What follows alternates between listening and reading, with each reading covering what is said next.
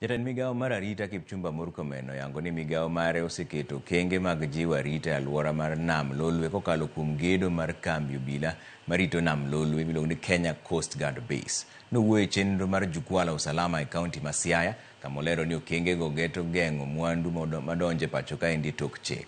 Lidio Keyo nigi ler mar wachni. Ne en romo mar 41 mar luoro counties duto 47.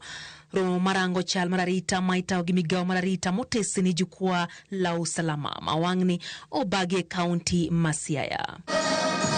E romono, Jatend migao mar Arita Kipchumba Murkomen ochiwo geno ne jolupo ma alwora mar Nam Lolwe mosebedo kaywago rochruok mar arita. Murkomen olando ni piny owacho dhi gedo log tich mar obila marito nam mar Lolwe kata Kenya Coast Guard e dho wath ma Usenge. We are also planning to build a base for the Coast Guard in Usenge so that it can help in these operations. So it's an issue that is alive. We are alive to.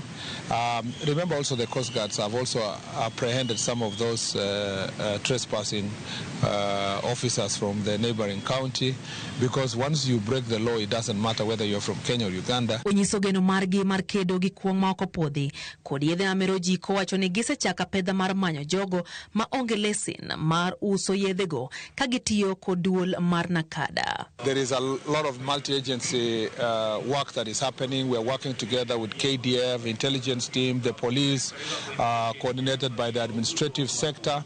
All of it is working towards resolving these issues, particularly in dealing with drugs and illicit alcohol. Olero ni kambi mar obila no biro tiyo kanyakla gi chula ma Muhuru kod tesend obila ma Isibania kaka yore olai mar arita e gwengego. There is a lot of multi-agency work that is happening. We're working together with KDF, intelligence team, the police, coordinated by the administrative sector.